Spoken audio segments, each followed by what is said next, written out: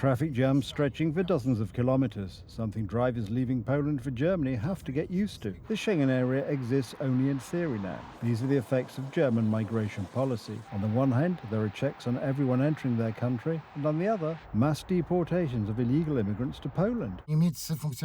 German officers behave like smugglers who engage in illegal activities. Why do I think so? Because, for example, when our observers, our colleagues from the border defence movement were present, the German police withdrew from certain border crossings when they were about to transfer illegal immigrants to Poland. Robert Bonkiewicz's grassroots border defence movement is practically the only organisation that cares about the security of Poland's borders. Although Germany has reinstated border controls, the Polish government has not responded. And as politicians from the Law and Justice Party warn, it is allowing German authorities to bring illegal immigrants into our country in large numbers. We know very well that over 10,000 and perhaps even more today, perhaps 11,000 or more illegal migrants have been returned from Germany to the borders of Poland. And there has been absolutely no reaction from the Minister of Internal Affairs and Administration, the Polish services or the Polish government, because there is no reaction from Polish Prime Minister Tusk, who is in charge of all of this. The government only reacts to criticism directed at it and to reliable information provided to Poles about the real situation. Jacek Dobrynski, spokesperson for the Minister of Internal Affairs and Administration, argues that there is no cause for concern. Fake news, manipulation and misinformation. Immediately after this conference in front of the same cameras, I refuted these lies. Under the readmission or Dublin III procedure, fewer than 300 people were transferred from Germany to Poland this year. At the same time, under the same rules, Poland transferred over 200 foreigners to Lithuania.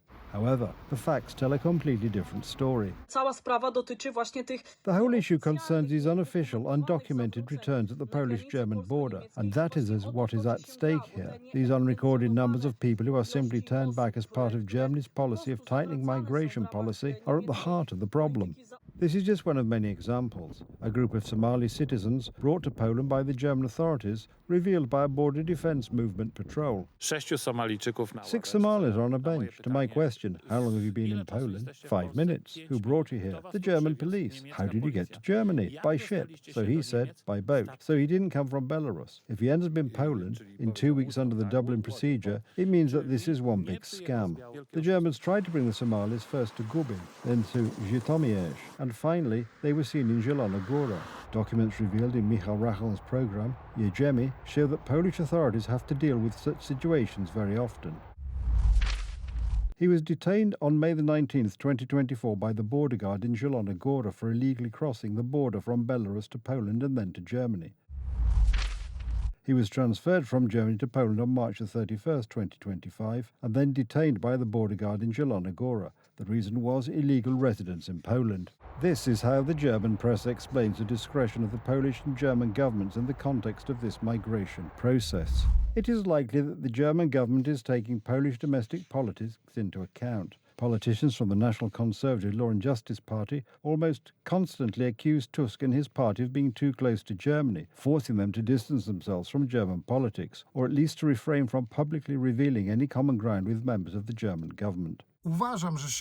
I believe that, more broadly, this is a policy of disintegrating and weakening the Polish state. We know that a hybrid war is being waged on the eastern border with Belarus to destabilize the situation in Poland. Exactly the same war is being waged today on the western border. For now, Germany is bringing illegal immigrants to Poland under the Dublin Convention. However, next year the Migration Pact will come into force. Under this pact, Poland will have to accept and provide accommodation and maintenance for tens of thousands of immigrants from Africa and the Middle East every year. I will, of course, seek to unilaterally terminate the Migration Pact. I am not interested in how our Western neighbours will deal with the migration problem. Why do they want to push illegal immigrants into the territory of Poland? My goal is a unilateral termination of the Migration Pact, centres for the deportation of illegal immigrants and not centres for the integration of foreigners. The Migration Pact was effectively blocked by the Law and Justice government. Donald Tusk signed it just 10 days after taking office in December 2023.